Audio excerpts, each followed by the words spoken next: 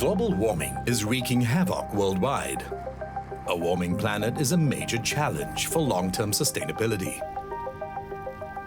And today, we're already grappling with multiple challenges such as food and energy security, water scarcity, dwindling raw materials, and increasing pollution and waste.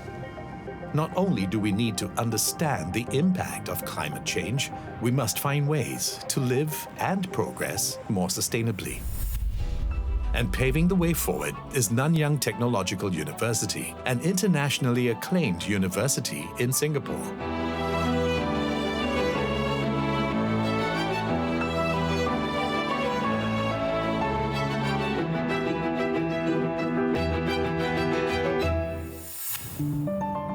To mitigate the effects of climate change, we need to find solutions that move us away from fossil fuels towards renewable energy sources. To this end, Nanyang Technological University, Singapore started the Renewable Energy Integration Demonstrator, or REIDS. It's an offshore test hub for sustainable and next-generation energy solutions. Located at Semakau Island, it is a system of interconnected electrical power grids, each testing a combination of different renewable energy: solar panels, wind turbines, hydrogen fuel cells, together with smart battery storage and grid management systems. It is the biggest microgrid network in Southeast Asia and an important testbed for energy sources in rural and island communities that don't have access to the main power grid. REIDS is a flagship program of the Energy Research Institute at NTU, which is driving the university's research in clean energy. REIDS is a very important research platform because it's really a unique facility where we can test renewable energy, energy storage, microgrids on a scale which is bigger than what most other places do. The work at REIDS is not just for Singapore. We're working with a number of industry partners, using it as a platform to test solutions for the rest of Asia. ASEAN has a huge need for power, and we want to meet these power needs in a sustainable way.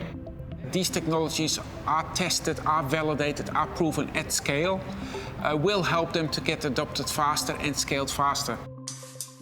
While REIDS will eventually play a key role in the energy shift in this region, NTU has long made the move towards clean energy adoption.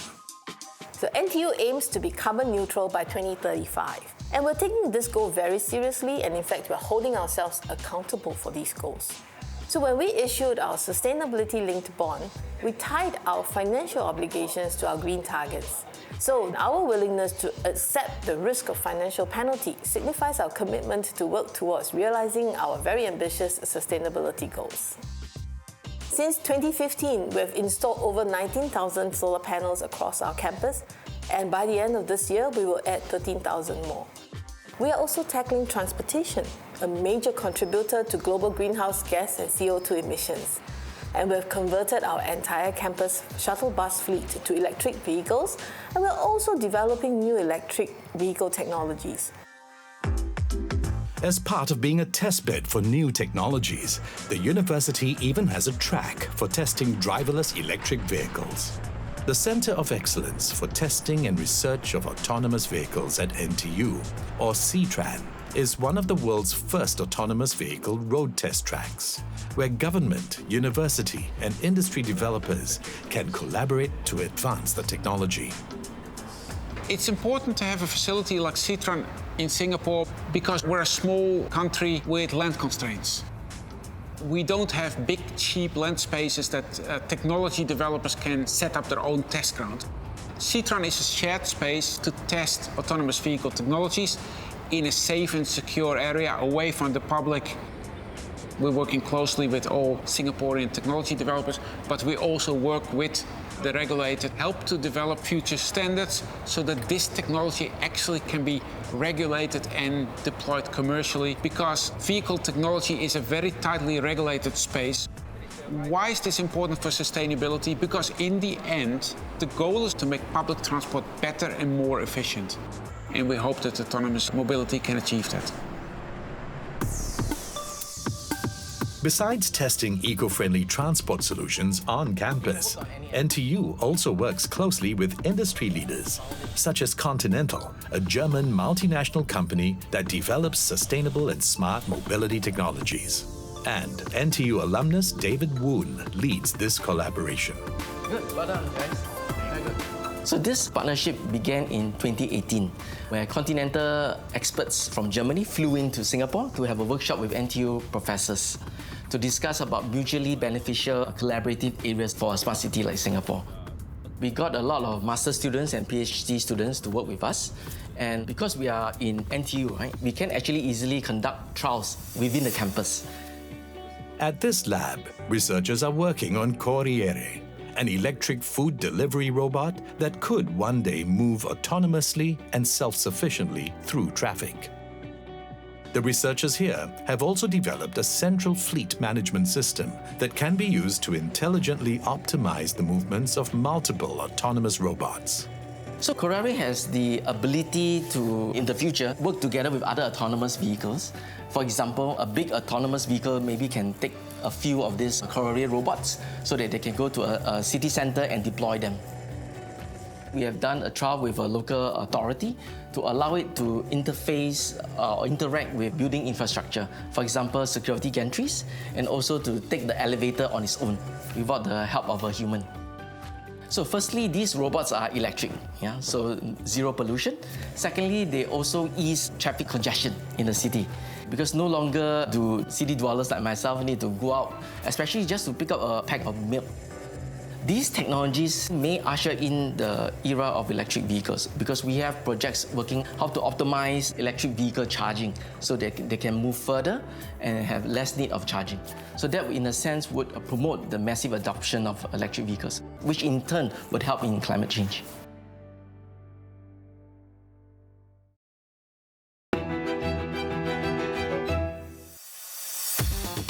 At Nanyang Technological University, it's not only faculty and industry leaders driving innovation in sustainable transport technologies. Its undergraduates are a big and active part of the push. These students are preparing for the Asian edition of the prestigious Shell Eco Marathon to be held in Lombok, Indonesia in July 2023. This competition is a global academic program where students design, build and operate energy-efficient cars, pitting their vehicles against the entries of other tertiary institutions. So this is the latest car produced by NTU students called Nanyang Venture 12. It's going to be competing in the urban concept and hydrogen fuel cell category. The main goal of Shell Eco Marathon is to test for car's efficiency. So it's not speed, you can just put a big fast engine inside and we can do it fast. But because we're testing for efficiency, there's a lot of factors playing, like you have to have reduced drag, you have to make sure it's light, aerodynamic. Building the car takes months of rigorous teamwork. We have our own individual schedules, we have class and lessons. I have to come after my lectures, so like around 7 p.m. and work till maybe 11 p.m, 12 a.m. My team members have the same drive and passion as me. I've always liked automotive when I was a young age, so I told myself, if I ever go into NTU, I have to do this project somehow. So with the knowledge I've learned participating in this competition and the things that I've built, I can bring this experience into my career in the future. As we know, governments are trying to remove all these fossil fuel powered cars by 2040. Engineers, or hopefully me, will have to build all these sustainable cars. Building sustainable cars is a multidisciplinary effort that is NTU's forte. And its students have won multiple awards at every iteration of the Shell Eco Marathon Asia since they first took part in 2009. These kind of projects are really useful because they give the student a real-world experience of engineering. The students work in multidisciplinary teams from all the schools. Many of my students have gone out to work in companies like Dyson, Shimano, ST Engineering, and a number are joining startups. I think the startup industry likes this kind of students because they have actually learned to design and build products. Let's just give us a thumbs up. All right. Another group of NTU students are competing in the Formula Student Competition held in Silverstone, UK in July. This car is called Nanyang Venture Formula 1. It's the first Formula car that built by our student. So it's our first foray into the Formula student competition. We start from scratch using the lithium-ion cell, which is a cylindrical cells, and we have to pack something like 800 of these cells into a battery pack to provide enough capacity to drive the car. And in doing so, we have built many systems like cooling systems, the sensor systems, balance management system. So we have built a lot of IP knowledge. The lithium-ion battery pack developed by the students has a lot of commercial potential beyond powering green vehicles. And at NTU, next-generation sustainable batteries are being developed to power all kinds of different applications, from cars to wearable electronics. One such next-gen battery is being perfected by mechanical engineering student Carlo Charles, working with 2 NTU professors. A potentially cleaner and renewable alternative to the lithium-ion battery, it is made by printing a layer of manganese on one side of a sheet of paper and a layer of zinc and conductive carbon on the other. What I'm holding here is a battery that can be used to power any electronic devices. For example, a light-emitting device or an electrical fan or electrical watch. Efficiency will not be as high as commercial lithium batteries, maybe 50% or 60%. In the future, we definitely have to go to above 80% efficiency. The team has big plans for their innovation, which is biodegradable and can be made from recycled paper. And now it's up to Carlo to get it to market. Some technology looks very promising and it has a high potential, but just stayed on that status, very low level. So we need somebody really interested in the commercialization. Now, luckily we have Carlo right here. So yeah, I'm very glad to have him. Carlo co-founded a startup, Flint, to produce, license, and launch the battery to consumers. We're focusing firstly on soft electronics and small electronics that can be powered with tiny batteries. Then we're looking at things like EVs or battery solutions out there, like for renewable energies like solar panels, wind energies, and everything. And the last one is consumer electronics. So maybe your phones could have your batteries in the future, or e-bikes as well, to make things much safer, cheaper, and more sustainable in the long run. Carlo is getting help from NTU to realize his ambition to save the Earth. I was raised in the Philippines. In my childhood, I've seen so many natural disasters that really changed people's lives. And over the years, I just noticed how the typhoons, floods, they just keep getting worse and worse. I really wanted to work on projects to help the planet. When I was applying for university, NTU really stood out because of their passion for sustainability and the goals that they have in the next 10, 20 years. Throughout my 2 years so far in NTU, when I share my ideas with the professors or with anyone interested, they're really into what I believe in. So I have access to around 3 to 4 labs in NTU right now. And with that, I'm really trying to expand what I can do for Flint and paper batteries. NTU's support for students like Carlo isn't limited to product development. Tackling a multifaceted problem like sustainability requires solutions from diverse perspectives. That is why NTU emphasizes developing a systems thinking approach to sustainability. Every undergraduate has to take 7 Interdisciplinary Collaborative Core, or ICC modules, which includes one on sustainability. Mega Smart Classrooms was specifically built to facilitate group discussions and presentations. Carlo is enjoying the new learning experience. The biggest thing that ICC modules were able to show me was that there are so many perspectives out there. And that really made an impact with how I work with at Flint. I focus on more aspects now, like the design aspect or the psychological aspect, or how I can market it to more people using these topics that I learned with ICC. I would say that the future is depending on 3 big topics: AI, blockchain, and sustainability. Learning it from real professors who are really in this field opened new doors for me. After the class, I can go and talk to them. That helped me along the way as well. The ICC modules are a key part of NTU's strategy to develop future-ready lifelong learners. Instructors come from multiple disciplinary backgrounds. They work to infuse different perspectives into the content. The students who attend the classes come from different disciplinary backgrounds. They are required to do group projects in teams, and the whole idea is that that's how the real world is like. So we want them to be immersed in this kind of experience, understanding how to work with others, picking up the right skills to do so, at the same time understand that a lot of these issues, such as sustainability, are not unidimensional. To take sustainability education to a higher level, NTU is collaborating with the United Nations Institute for Training and Research to set up a training center in Singapore. NTU has a lot of activities already going on in education, research and innovation on sustainability. But at the same time, NTU has also had deep expertise and experience in executive education and training of leaders through public administration programs. We believe that there is a unique opportunity to bring these two strengths together to create even greater impact.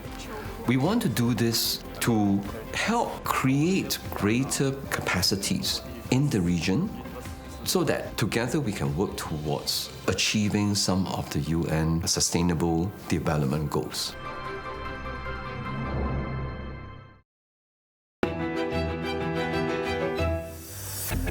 Tackling climate change isn't just about protecting the environment. It's also about protecting human health from the effects of climate change. Higher temperatures affect the atmosphere, which in turn endangers our health. NTU scientists are also studying the impact of climate change on pathogens and pollutants in the air around us. So these are high volumetric air samplers. In total, we have about 40 of those instruments, and this allows us to make very precise measurements at the same time point over a large area. We can control carefully that we drink clean water and that we eat healthy food.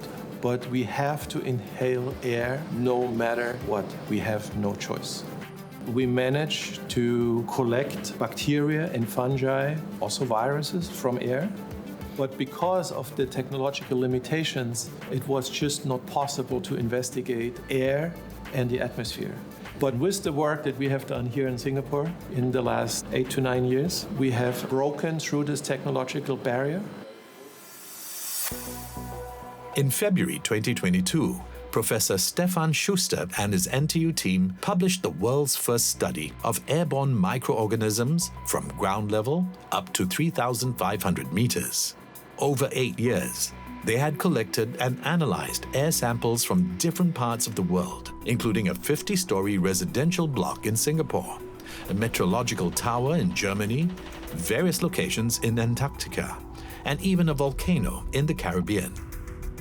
Last summer, we collected samples from a mountain in Switzerland.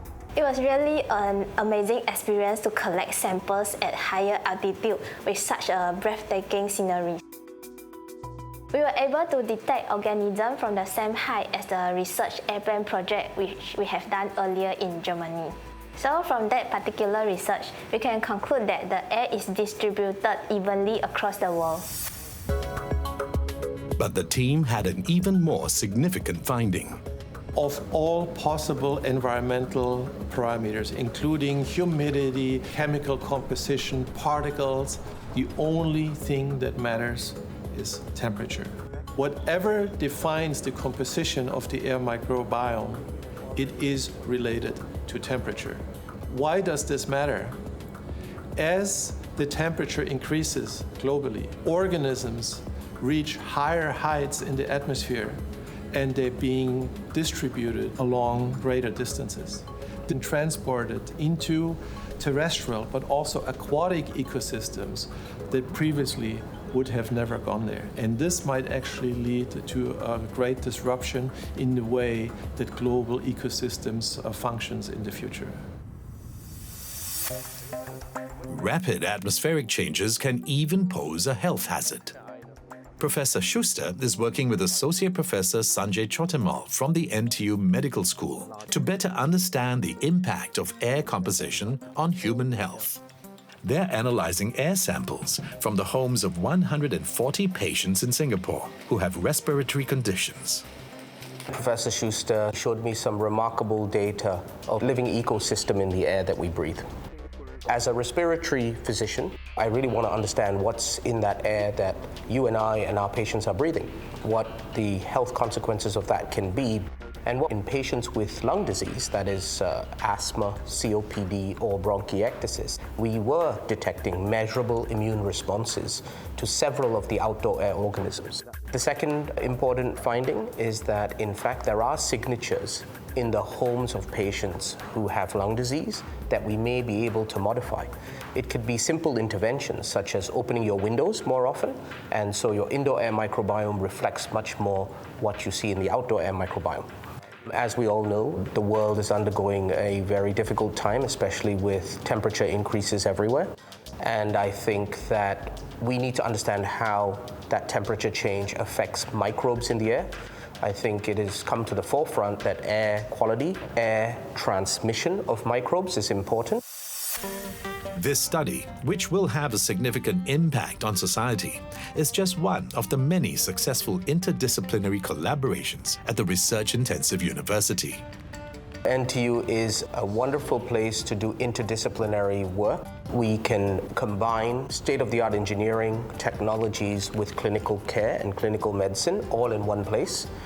I think interdisciplinary collaborations are actually the key to answering the grandest challenges in the world. And climate change is clearly one of the grandest challenges, which is going to affect every aspect of everybody's life. The health of humanity is inextricably linked to the health of the planet. For our own sake, the time to take action is now. I see sustainability as something that shouldn't be a choice. It should be the way of living by itself. Sustainability is not just about government policy or big corporation. Every one of us had a role to play. I think this planet will survive, but it is up to us whether we will be part of this survival or not. As a campus, we're committed to not just talking about sustainability, but living it. We want our students to become good stewards of this planet Earth, of the human society. Why?